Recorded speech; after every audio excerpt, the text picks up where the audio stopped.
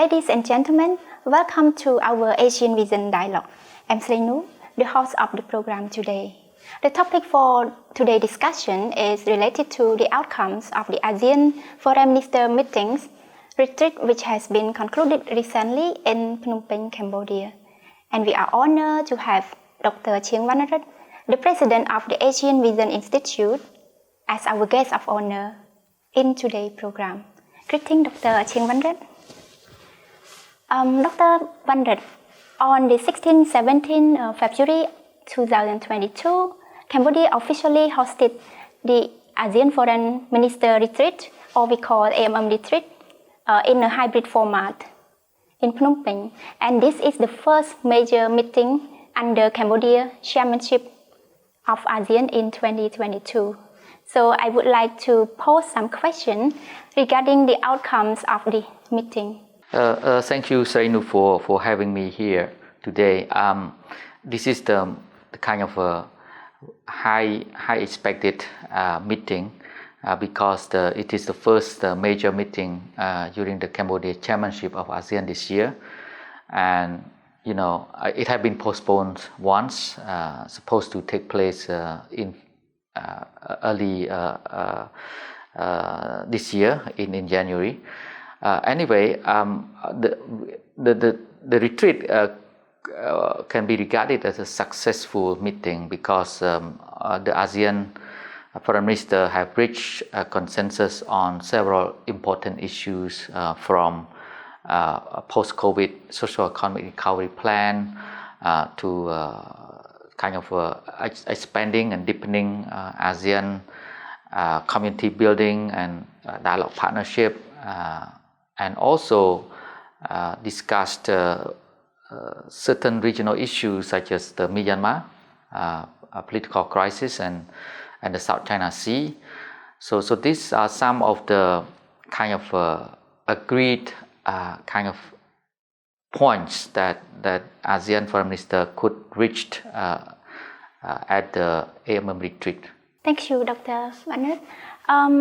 To be more comprehensible regarding the general principle of ASEAN, could you elaborate on a little bit how is the AMM Retreat different from other ASEAN meetings? Because as we have known that in each and every year ASEAN holds several meetings. So what is the difference between AMM Retreat and other ASEAN meetings, and what are the issues that generally discussed in AMM Retreat?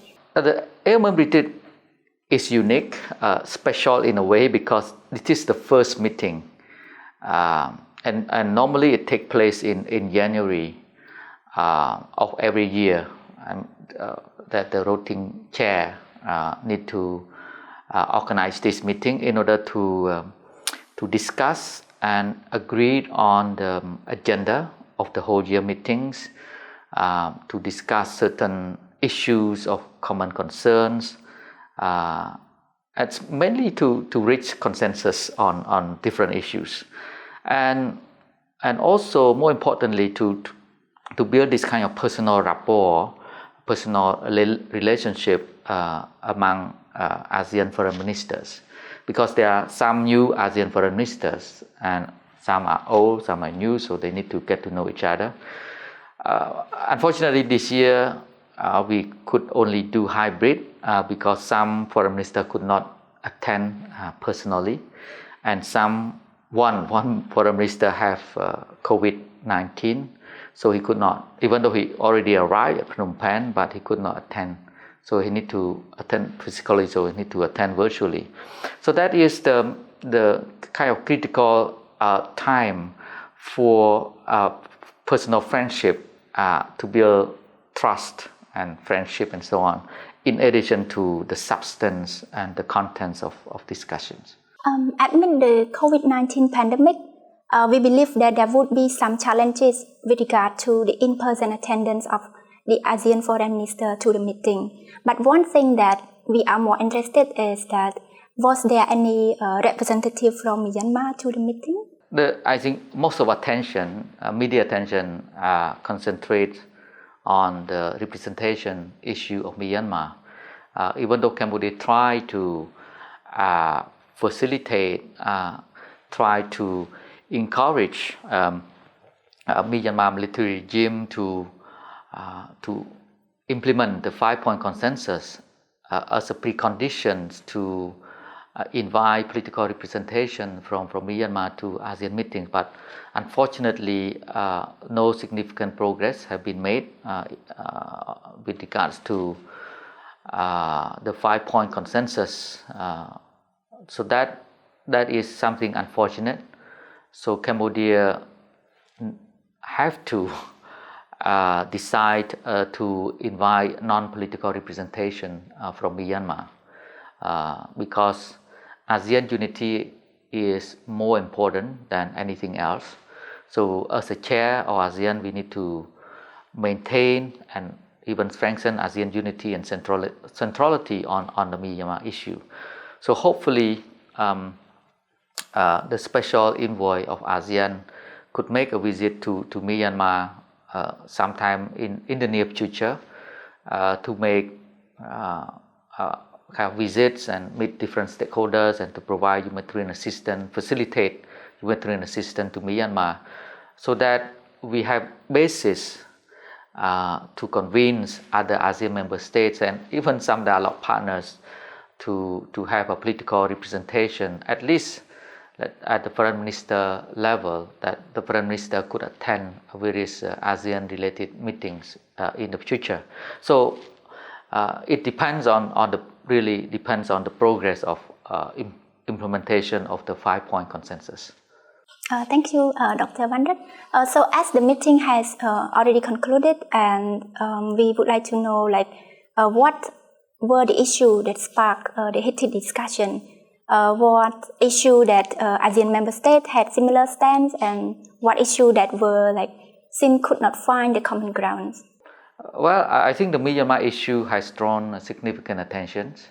I think a lot of foreign ministers have expressed their views, even concerns over the situation in Myanmar, and of course the media have focused mainly on the ASEAN response to Myanmar issues.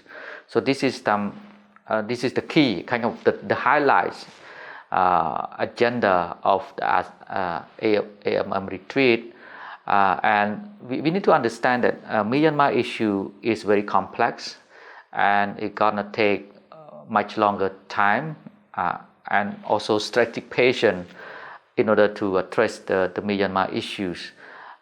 So the message is clear from ASEAN Foreign Minister meeting recently is to facilitate the visit of the special envoy to Myanmar.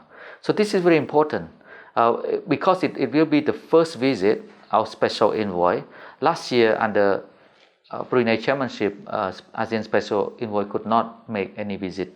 So if we can have a breakthrough in facilitating the visit of ASEAN special envoy, allowing the delegates of special envoy to meet different stakeholders, that would be important, and to coordinate and facilitate humanitarian assistance either within ASEAN framework or ASEAN in partnership with the United Nations and civil society organizations such as the Nippon Foundations, for instance, and of course the other civil society organization in Myanmar and at the regional international levels.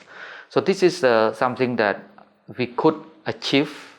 It's kind of low-hanging fruit when it comes to humanitarian assistance, because as we all know, many Burmese have suffered a lot from multiple crises, from political crisis to socio-economic crisis to the pandemic, public health crisis. So there's urgent need or emergency to help the Myanmar people. And of course the other regional issues, how to strengthen ASEAN coordinated response to the COVID-19, because now we started to reopen our regional economy, travel corridor and so on. but at different speed and different level, and the risks imposed by the COVID-19 also at different degrees.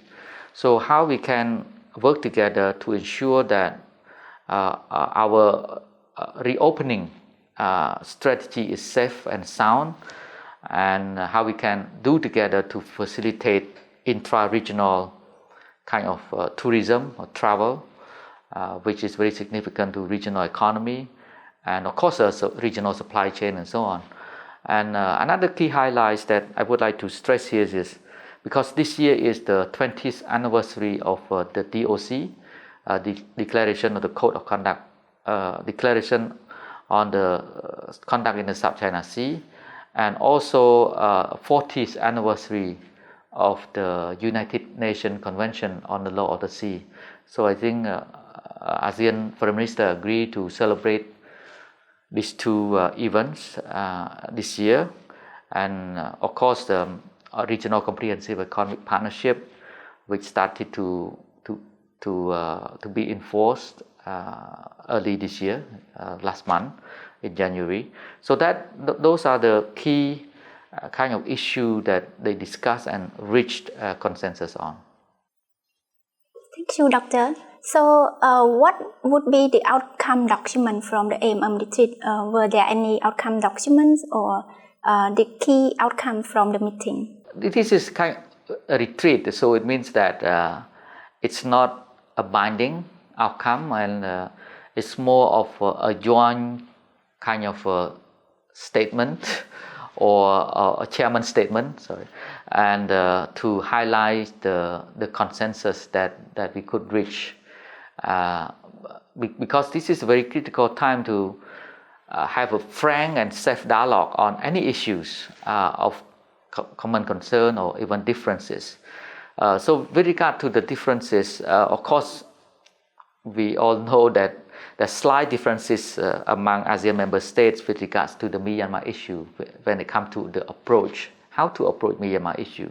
So there are some slight differences remaining or outstanding differences within ASEAN. But I think this we did have reduced the gap, bridged the gap, and have more consensus or common ground. And when it comes to, let's say, a regional dynamics of geopolitical rivalry or competition, it is clear that ASEAN need to stay united as a family, as a community. This is a survival question for the future ASEAN. If we don't cooperate, we don't stay united, no country in Southeast Asia will stay safe or benefit from this kind of divided ASEAN. So that is the ultimate kind of objective of ASEAN, is to strengthen this united front or centrality and unity within ASEAN family. So that is a clear message within the context of ambiguous, complex, multiplex regional order, evolving regional order. ASEAN play a central role to navigate through this kind of challenging time. From your perspective, how the absence of the political representative from Myanmar affect the ASEAN meetings? And could you elaborate more on your perspective on the relationship between ASEAN and Myanmar from this actual meeting? Of course, Cambodia as a chair of ASEAN wishes to see all 10 member states come together. That is the aspirations and expectation starting from the beginning of this year. But as I said earlier, that due to the lack of progress in implementing the 5-point consensus, so Cambodia have no other choice but to invite non-political representation. And of course, it will affect our engagement with Myanmar, because we want Myanmar to be at the table, have discussion and exchange views, so that we can further promote mutual understanding, mutual trust. So with the absence of Myanmar, of course, there's some lack of direct, frank communication. So that is something that kind of unfortunate development within ASEAN. So ASEAN relation with Myanmar remains stable to large extent because I think Myanmar understands very well that ASEAN is the only international actor that can help Myanmar to restore peace, stability, normalcy, and democracy. So that is something I think the Tamil understand it very well, the importance of ASEAN. But there's some different understanding and different approach on how to deal with the issue. But I think Cambodia play a bridging role in this regard between ASEAN and Myanmar to find way to send the message across so that mutual understanding, mutual trust can be built. So I think the special envoy and the subsequent visits of the ASEAN chair to Myanmar will be critical in promoting mutual understanding and trust between ASEAN and Myanmar. Thank you, Dr. Vanarat. So when we have already talked almost everything about the agenda, the main outcomes of the meeting. So we can say that this retreat had demonstrated Cambodia's ability to convene the ASEAN meeting physically during the COVID-19 pandemic. Can we consider this retreat as a successful meeting for Cambodia's chairmanship? Definitely it was a successful meeting. It's very difficult to organize. As I said, it was postponed once due to the differences of our Myanmar issue and COVID-19. And this is a breakthrough because it has been 2 years since the COVID-19 started in March 2020 that we only have almost every meeting virtually organized. So this is a breakthrough. Even though a few foreign ministers could not attend physically, but I think 80% of foreign ministers are here. So that really sent a clear signal that all the 10 member states of ASEAN really give priority to this ASEAN community building by attending this retreat. So I'm quite optimistic that I think from now until the end of the year, Cambodia chairmanship, more fruitful outcomes, fruitful results will be delivered. Because this is the third time that Cambodia chair ASEAN, and last year Cambodia chair ASEM, which is bigger, but of course it was organized virtually. But in terms of substance, in terms of content, it's quite significant toward multilateralism, for instance, to enhance multilateralism. So this is the important moment in the history of ASEAN and in the history of Cambodia to demonstrate the leadership capacity, organizational capacity to drive ASEAN forward, even though, of course, a lot of challenges ahead of us. But we need to work together to navigate through this challenging time. One last question, Dr. Vanarat. So, if we look at the result of this AMM Retreat, what would be the future aspect for the upcoming meetings? Several points have been reached in terms of consensus, especially on Myanmar. So that is a breakthrough. It's a united front on Myanmar. Second, on the South China Sea, I think they agree to facilitate, to speed up the negotiation on the code of conduct. Big if here, if Cambodia could facilitate the dialogue and reach consensus and conclusion on the COC, that would be milestones because it marked 20th anniversary of DOC, and Cambodia was the chair of ASEAN at that time 20 years ago that we could reach the DOC and also mark 10 years of the 6-point consensus that we reached back in 2012, 6-point consensus on the South China Sea. So if this year could reach kind of a significant progress on the code of conduct, on the South China Sea, that will be very important for Cambodian chairmanship and also for ASEAN.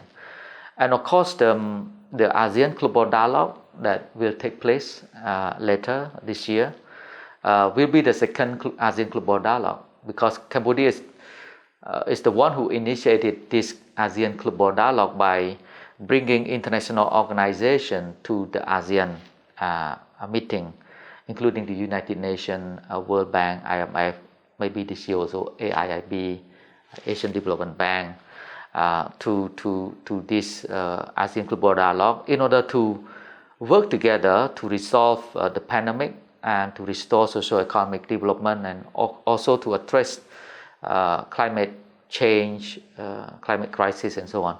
So again, this is the contribution of Cambodia towards the multilateral system, toward building global governance in order to address global issues, because we all know global governance, multilateralism have been in decline over the past 5-6 years due to the rise of populist politics, nationalism, protectionism, and so on.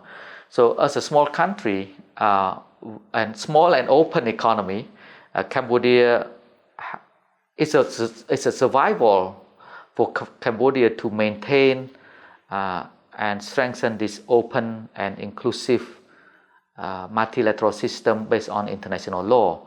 And as a chair of ASEAN, I think last year as a chair of ASEAN, Cambodia have been trying hard to push this agenda, multilateralism. And so that is the characteristic or the feature, the key feature of Cambodian foreign policy is to promote this multilateralism. And this is something that kind of the achievement of Cambodia, a lot of expectation that we promote these values and the relevance of ASEAN within the regional and global context. And we also show up the regional and global response to international issues. And in addition to all these concerns, when it comes to identity issue, ASEAN identity, which is under the social cultural pillar, I think Cambodia also have several initiatives to promote ASEAN identity, especially to promote education exchange, scholarship, youth program, cultural cooperation exchange, and also women entrepreneurship and women empowerment and women peace and security, which all are important towards the community building, because we need to build a people-oriented, people-centered ASEAN. What does it mean? This concept of people-oriented and people-centered ASEAN is to bring the people to the center. The key beneficiary of this regional integration and community building are the people, ASEAN people.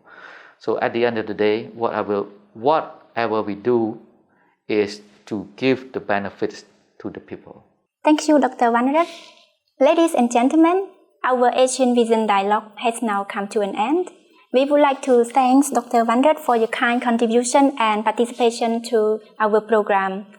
Thank you all again for being with us, and see you in the next episode.